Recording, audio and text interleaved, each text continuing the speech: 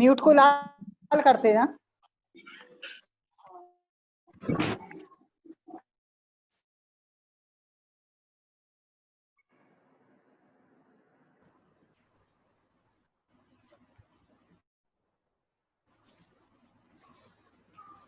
स्टोपदेश की कक्षा में आप सभी का हार्दिक अभिनंदन है, स्वागत है। प्रारंभ करते हैं। जय जिनेंद्र भैया जी। सभी को जय जिनेंद्र। दोनों हाथों को जोड़ लेंगे और अनंतानंद सिद्ध परमेष्ठी भगवान का स्मरण करेंगे। जय श्री ओम नमः सिद्धेभ्यः। जय श्री ओम नमः सिद्धेभ्यः। जय श्री ओम नमः सिद्धेभ्यः। नमो अरिहन्ताणं नमो सिद्धाणं नमो आयर्याणं नमो अजायाणं नमो लोये सबसाहुणम्। यस्य स्वयं स्वभावाप्ति रभावे कृष्णकर्मणः तस्मै संज्ञानरूपाय नमोस्तु परमात्मने। भोलेनाथ सिद्ध परमेष्ठी भगवान की जय। आदिम तीर्थंकर श्री खजारठ आदिनाथ भगवान की जय। 24 तीर्थंकर भगवान की जय। द्वादशांग जिनवाणी माता की जय। परम पूज्य आचार्य गुरु श्री 108 विद्यासागर जी महाराज की जय। परम पूज्य मृपुंग श्री 108 सुधा सागर जी महाराज की जय। कल जो अपन ने पढ़ा था एक बार उसका रिवीजन करते हैं, तत्पश्चात आगे बढ़ेंगे। 23वां और 24वां छंद अपन ने कल देखा था। 23वें छंद में आचार्य पूज्यपाद स्वामी जी ने कहा कि जिस व्यक्ति के पास भंडार में जो रहता है वह वही दान कर पाता है, वह वही दे पाता है। कहने का तात्पर्य है कि हमारे भंडार में हमारे पास जो भी गुण होंगे, अवगुण होंगे तो अवगुण हम दूसरों को प्रदान कर पाएंगे, गुण हैं तो किसी दूसरे को गुण प्रदान कर पाएंगे। वही बात दोहराते हुए कह रहे हैं, अज्ञानोपास्तिरज्ञानम ज्ञानम ज्ञानी समाश्रयः ददाति यत्तु यस्यास्ति सुप्रसिद्धमिदं वचः। लिखा है कि यत्तु यस्यास्ति, जिसके पास जो होता है, ददाति वह वही देता है, यह इदम सुप्रसिद्धम वचः, यह वचन जगत में प्रसिद्ध है।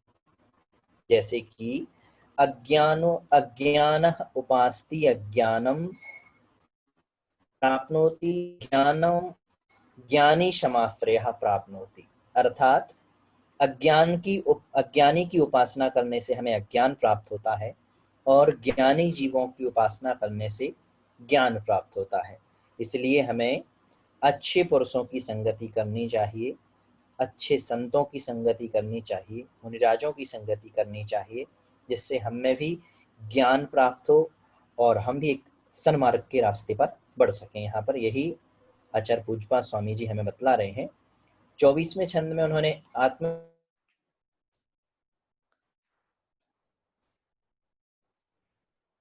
ध्यान के तो हमें आत्मा परिशाहाद्य विज्ञान जायते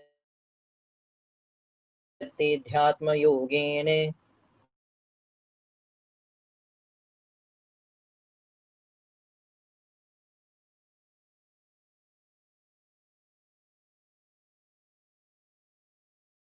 अध्यात्म के योग से परिशहादि अविज्ञानात्, परिसह आदि का उपसर्ग आदि का अविज्ञानात् अनुभव नहीं होने से, और क्या होने से, आश्रवस्य निरोधिनी, आश्रव का निरोध होने से अर्थात आश्रव के रुक जाने से क्या होता है?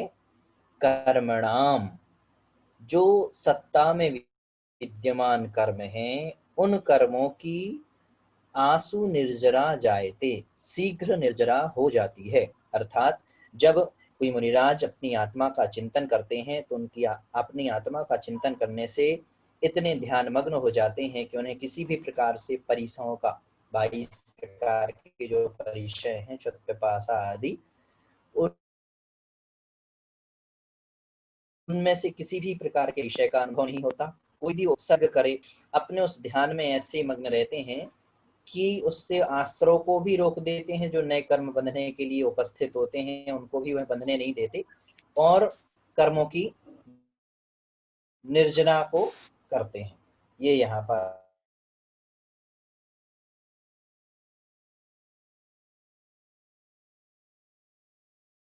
तत्पश्चात लयबद्ध करेंगे उच्चारण। कटस्य, कटस्य कर्ताः, कर्ताः मिति संबंधः स्याद् द्वयोः। कटस्य कर्ताः मिति संबंधः स्याद् द्वयोः।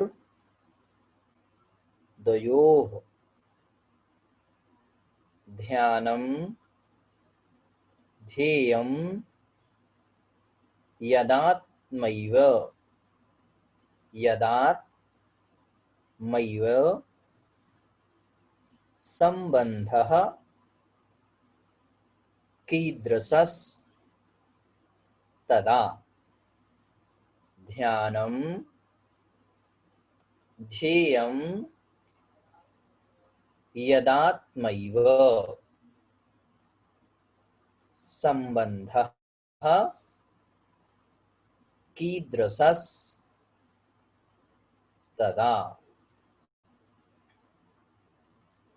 लयबद्ध तरीके से उच्चारण करेंगे। कटस्य कर्ताहमिति, कटस्य कर्ताहमिति संबंधः स्याद्द्वयोर्द्वयोः।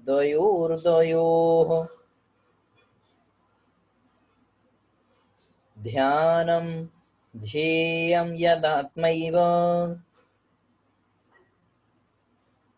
संबंधः कीदृशस्तदा।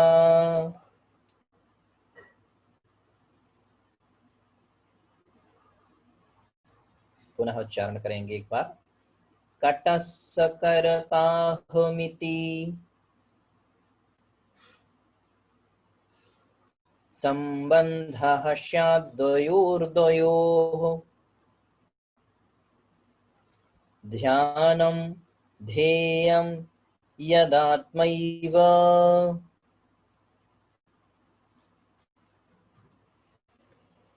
संबंधः कीदृशस्तदा। अर्थ देखते हैं एक एक शब्द का। आचार्य पूज्यपाद स्वामी जी इसमें बतला रहे हैं कि आत्मा का ध्यान करते हैं तब किसके बीच के संबंध नहीं रहते हैं। क्या संबंध नहीं रहता, उसी के बारे में बताते हुए कह रहे हैं कि कटस्य कर्ता अहम इति, ऐसा निकलेगा संधि विच्छेद। कटस्य कर्ता अहम इति। कटस्य अर्थात चटाई का, कर्ता यानी बनाने वाला, अहम यानी मैं चटाई का करता हूँ, मैं चटाई बनाने वाला हूँ। इति ऐसा संबंध, जो कर्ता और कर्म का संबंध है वह द्वयोर्द्वयोः, द्वयोः द्वयोः ऐसा निकलेगा, द्वयोर्द्वयोः से द्वयोः द्वयोः स्यात्, अर्थात दो दो जो भिन्न भिन्न पदार्थ होते हैं, भिन्न भिन्न दो पदार्थों में स्यात् अर्थात होवे या होता है, यानी कि जहाँ पर चटाई अलग वस्तु है और बनाने वाला जो मनुष्य है वो अलग है, तो दो भिन्न पदार्थ हो गए ना, चटाई अलग हो गई, मनुष्य अलग हो गया। तो कहने का तात्पर्य है कि जहाँ पर दो भिन्न भिन्न पदार्थ विद्यमान होते हैं तो वहां पर यह कर्ता और कर्म का संबंध होता है। पहली लाइन का अर्थ फिर से देखेंगे, कटस्य कर्ता अहम इति, अहम यानी मैं, कटस्य कर्ता चटाई का करता हूँ, चटाई बनाने वाला हूँ, इति संबंध ऐसा संबंध, द्वयो द्वयो स्यात् दो दो भिन्न भिन्न पदार्थों में स्यात् अर्थात होता है।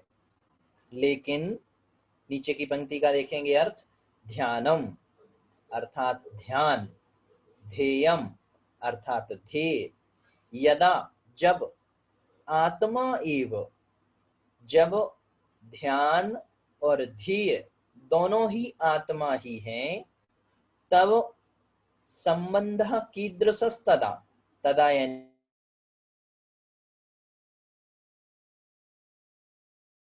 अर्थात ध्यान भी आत्मा का करना है, ध्येय भी आत्मा है और ध्याता यानी जो ध्यान करने वाला है वह भी आत्मा है। तो यहाँ पर कैसा संबंध, यहाँ पर कोई संबंध नहीं बनेगा। क्यों? क्योंकि आत्मा तो केवल एक ही है, कोई भिन्न भिन्न थोड़ी है, पदार्थ थोड़ी भिन्न भिन्न की। एक आत्मा ध्यान कर रही है, एक दूसरी आत्मा का हमें ध्यान करना ध्येय है, दूसरी आत्मा को प्राप्त करना है, और ध्यान भी तीसरी आत्मा का। यहाँ पर भिन्न भिन्न पदार्थ नहीं है, एक ही आत्मा है, वही ध्यान है, वही ध्येय है और वही ध्याता है। इसलिए यहाँ पर कैसा संबंध, यहाँ पर कोई संबंध नहीं बनेगा। पुनः देखेंगे, कटस्य कर्ता अहम इति, मैं चटाई का करता हूँ, मैं चटाई को बनाने वाला हूँ, इति संबंध ऐसा संबंध, द्वयो द्वयो दो भिन्न भिन्न पदार्थों में स्यात् अर्थात होता है। परंतु यदा जब ध्यानम ध्यान, ध्येयम ध्येय आत्मा एव आत्मा ही है, तदा तब संबंध कीदृशा कैसा संबंध, अर्थात तब संबंध नहीं बन सकता है। अन्वयार्थ और अर्थ सबको समझ में आ गया होगा। भावार्थ में आचार्य पूज्यपाद स्वामी जी ने यहाँ पर ये बतलाया है कि जब भी कोई संबंध बनता है तो वो दो पदार्थों में बनता है, कर्ता कर्म का संबंध। जैसे कुम्हार है तो कुम्हार घड़े को बनाता है, मैं घड़े को बनाने वाला कुम्हार हूँ। यदि वो ऐसा कहता है तो घड़ा भिन्न पदार्थ है और कुम्हार मनुष्य जो बनाने वाला करता है उसका वह भिन्न है। कर्ता मनुष्य है, कर्म उसका घड़ा है, तो दो भिन्न भिन्न वस्तुएं हुई, तो उनमें कर्ता और कर्म संबंध बन सकता है। क्यों? क्योंकि दोनों वस्तुएं भिन्न भिन्न है। यहाँ पर चटाई का उदाहरण दिया कि कोई चटाई को बनाने वाला है तो चटाई उसका कर्म है और कर्ता वह स्वयं है।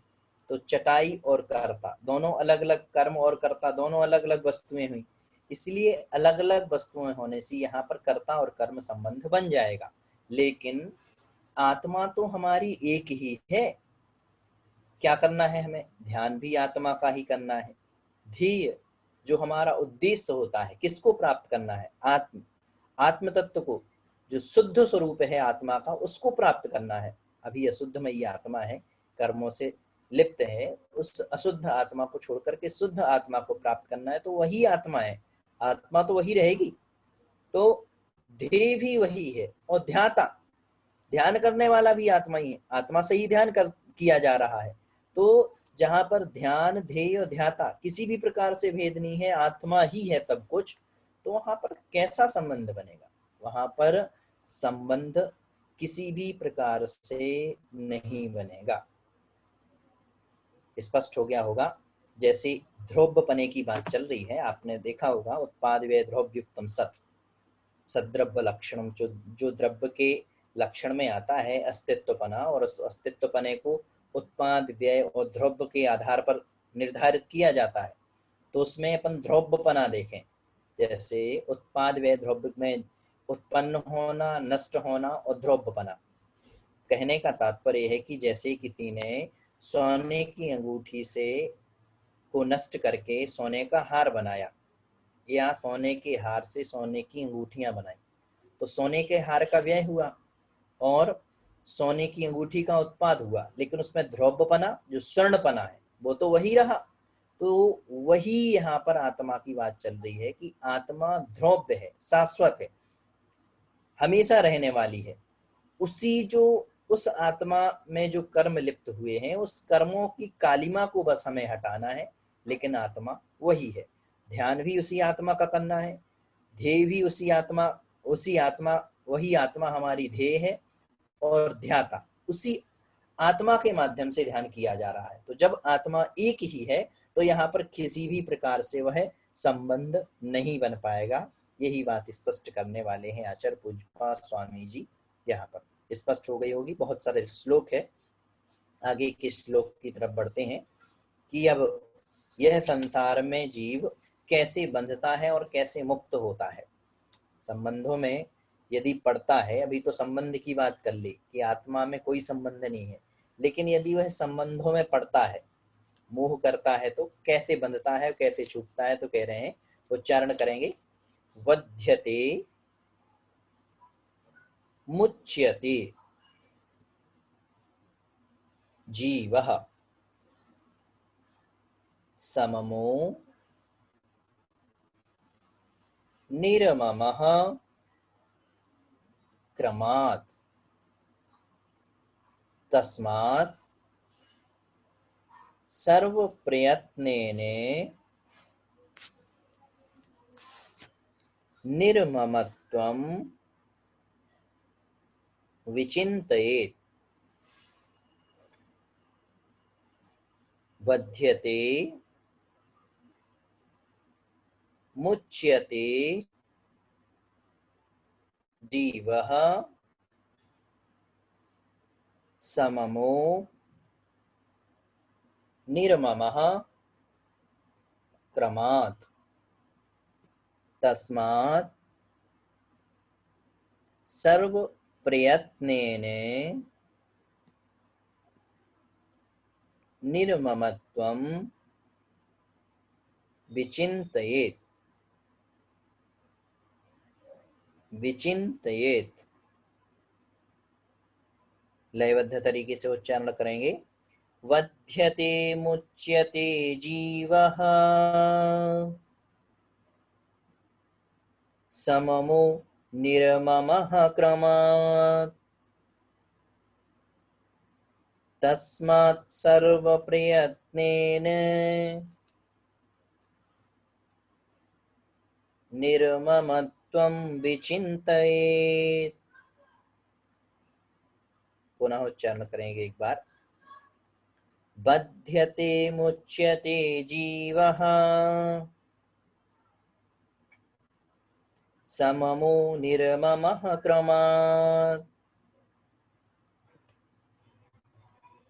तस्मात् सर्वप्रयत्नेन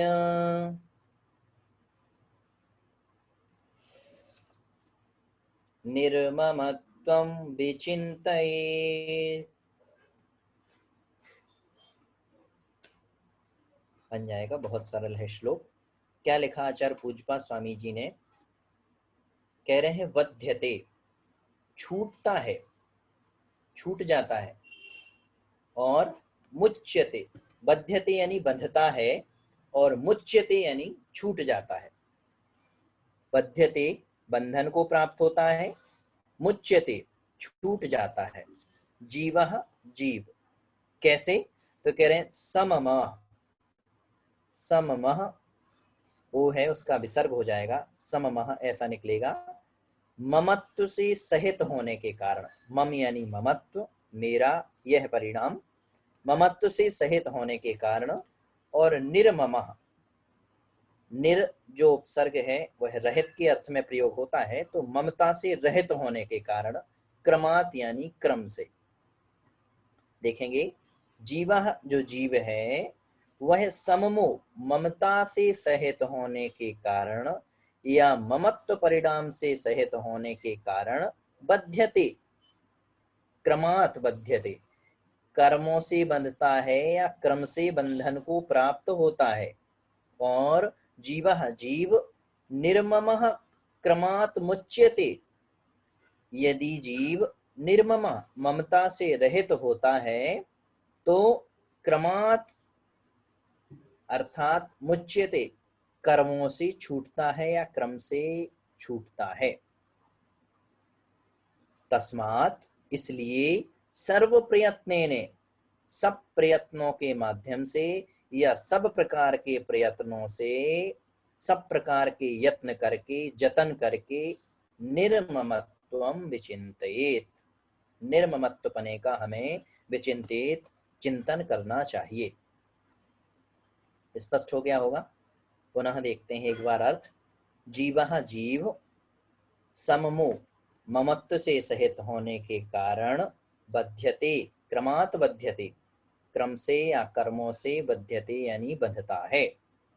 और जीवः जीव निर्ममः क्रमात् मुच्यते, ममत्व से रहित होने के कारण क्रमात् अर्थात क्रम से या कर्मों से मुच्यते यानी छूटता है।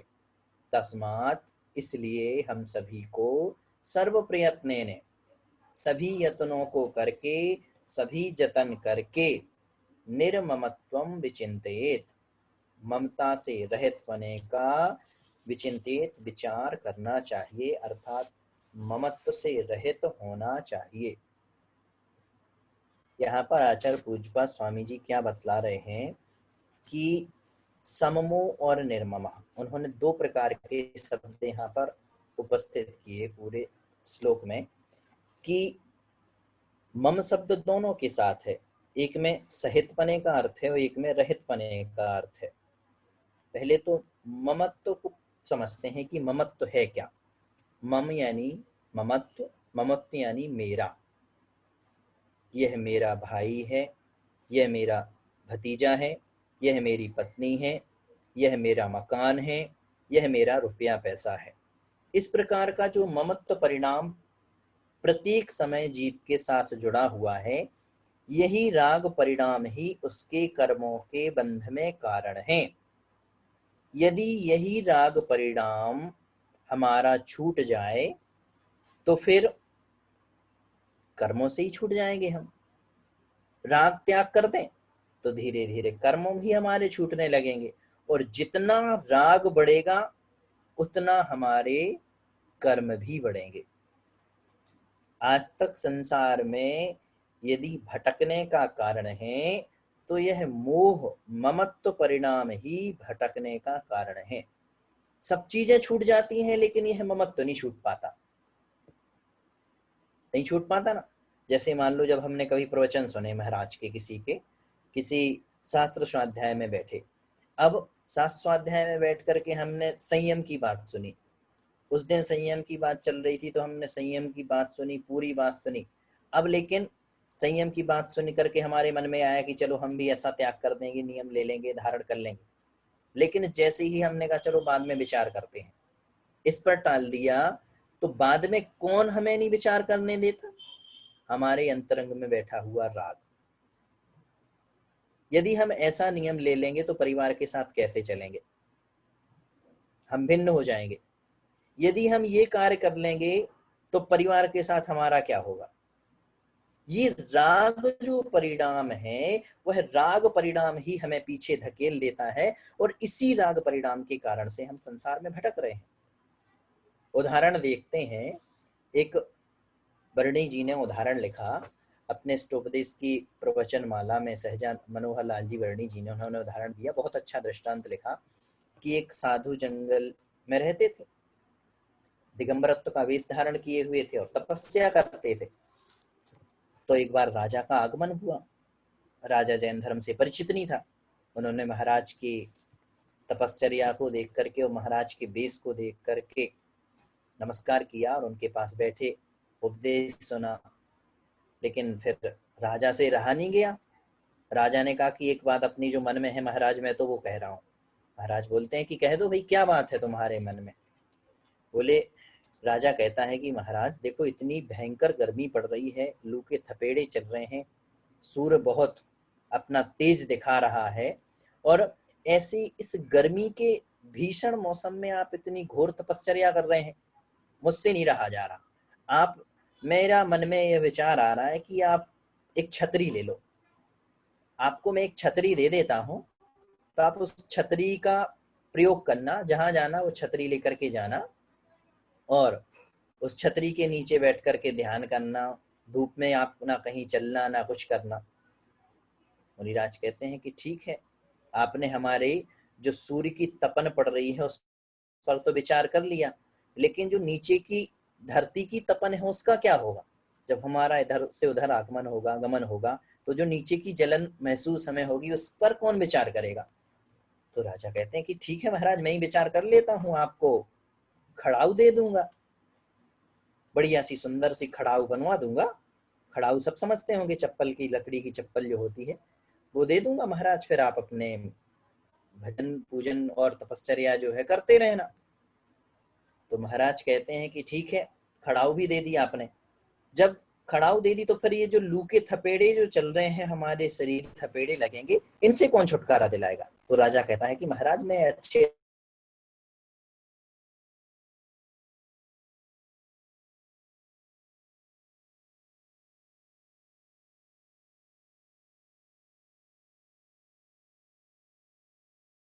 रहना आराम से और अपना धर्म ध्यान। तो महाराज कहते हैं कि तुम भाई ये सारी व्यवस्थाएं तो कर दोगे, लेकिन जो ये आज आत्रो आत्रो तिष्ठो तिष्ठो हो रहा है, ये कौन करेगा?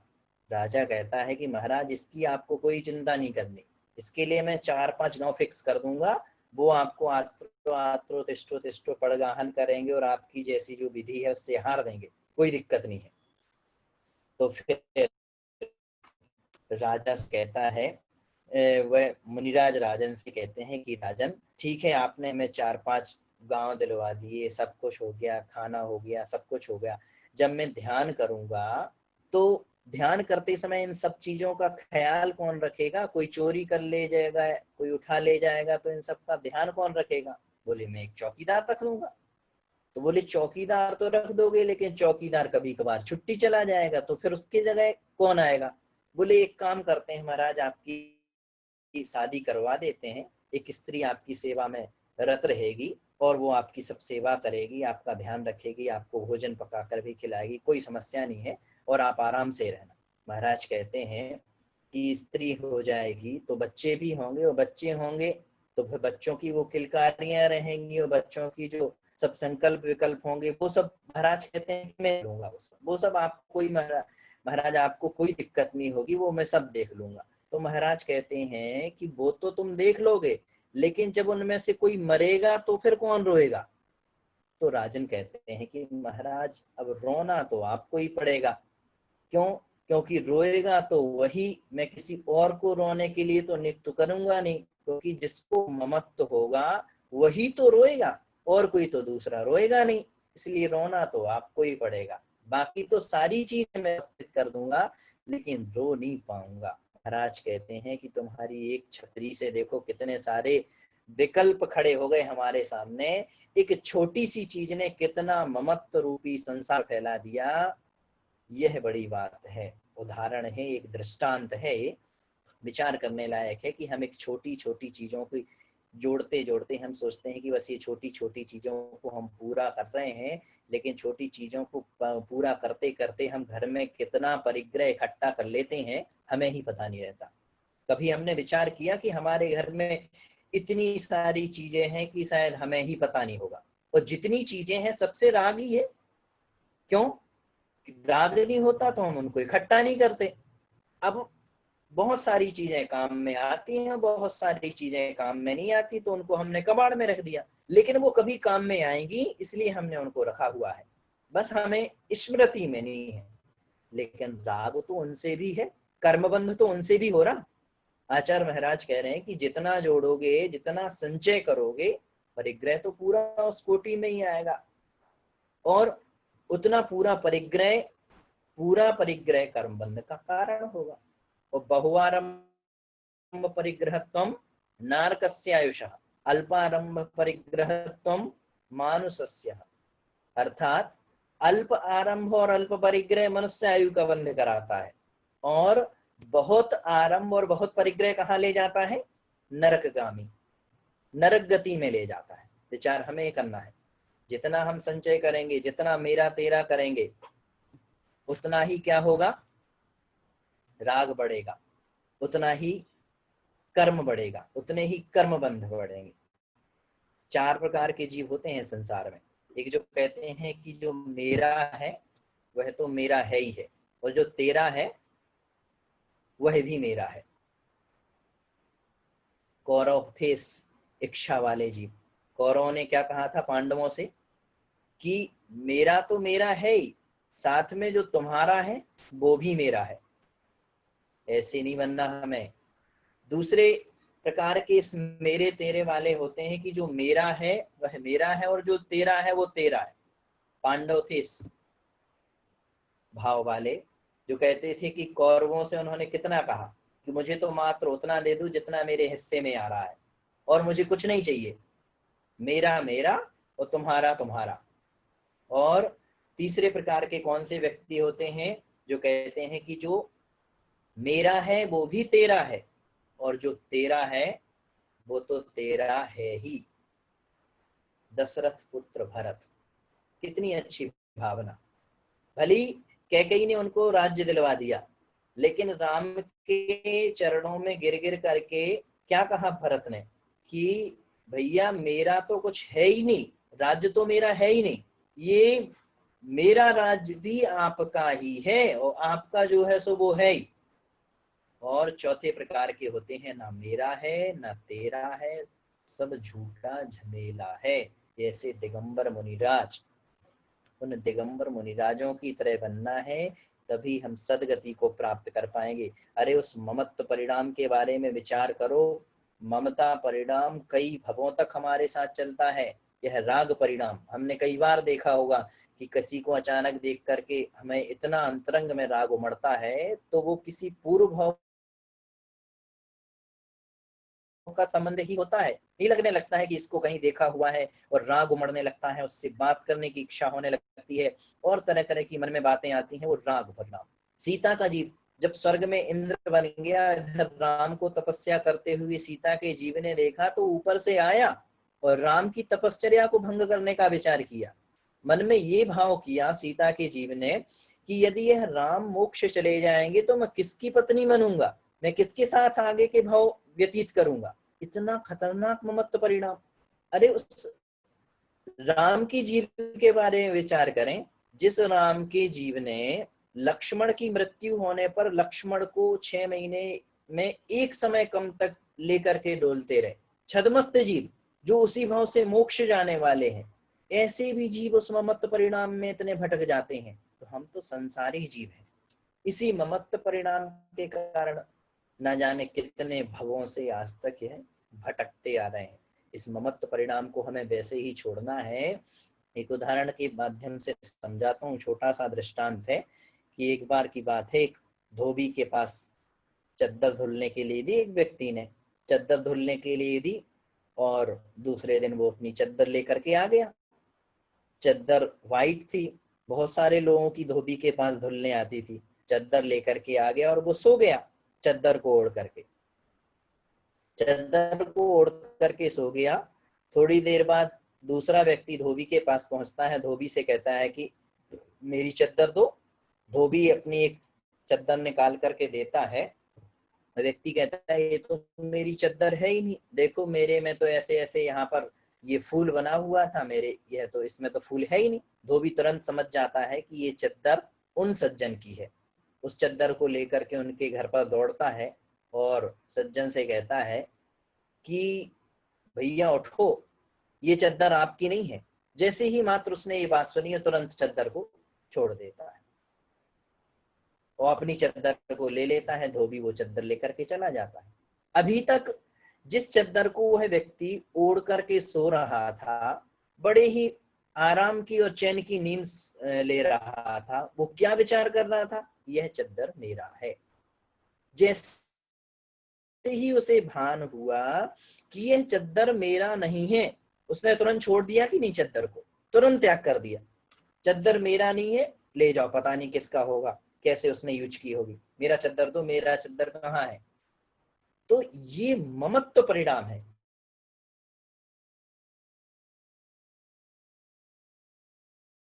दो रहा था तब तक उसका राग भाव जुड़ा हुआ था, ये चद्दर तो मेरा ही है। जैसे ही उसका उस चद्दर से राग भाव हटा, उसने उसको तुरंत छोड़ दिया। विचार हमें करना है कि जब तक हम इस मेरे तेरे चक्कर में पड़े,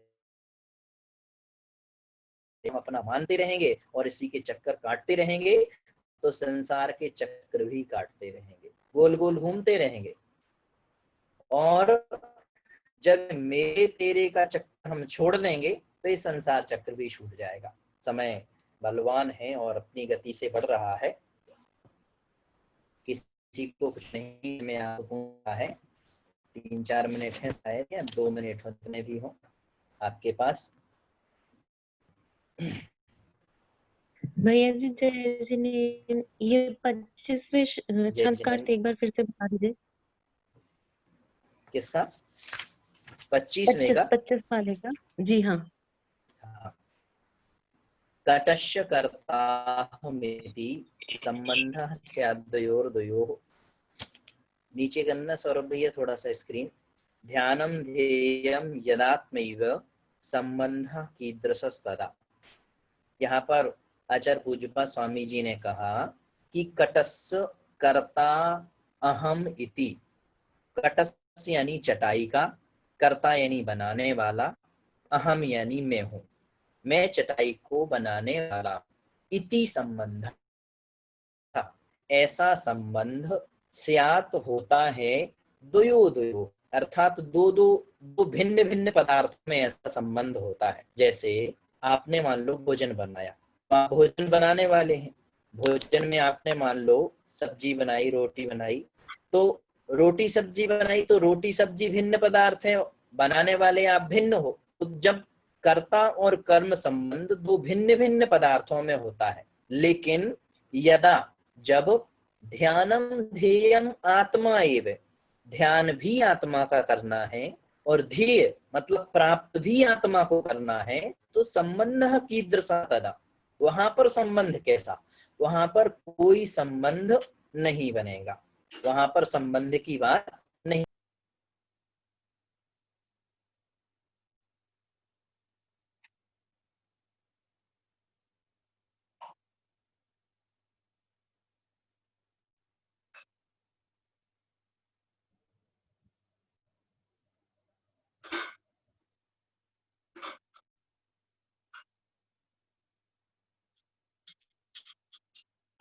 का प्रश्न, हाँ कोई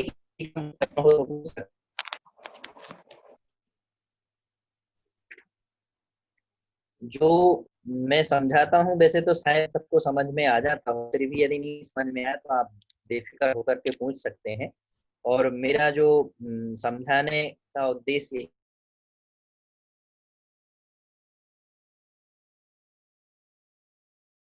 और किसी का कोई प्रश्न हो, अन्यथा हम समाप्त करते हैं जी अपनी भैया जी, स्वाध्याय की जय श्रृंखला जिनेन्द्र, को। ललितपुर से मोना जैन।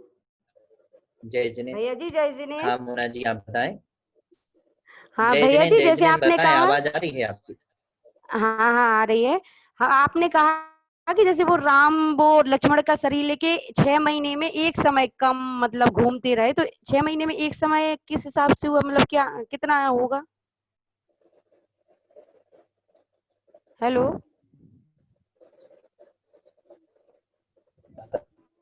हेलो। फिर से पुनः बोले अपना प्रश्न। हाँ हाँ भैया जी, जैसे आपने बोला कि वो राम अपने लक्ष्मण का शरीर 6 महीने में एक समय कम लेके वो घूमते रहे, तो 6 महीने में एक समय कम कितना होगा? जी जी, ये कहा जाता है कि यदि 6 महीने तक लगातार यदि कोई जीव घूमता रहे या 6 महीने की कोई कसाय बांध ले, तो वो अनंतानुबंधी कहलाती है। और अनंतानुबंधी कसाय छोड़ने के लिए बड़ी समस्याएं होती हैं। तो जो राम का जीव है वो छद्मस्त थे, उसी भाव से मोक्ष जाने वाले थे, वो अनंतानु 6 महीने में कुछ समय कम, एक समय कम कह देते हैं कि वो तब तक लक्ष्मण के शरीर को लेकर के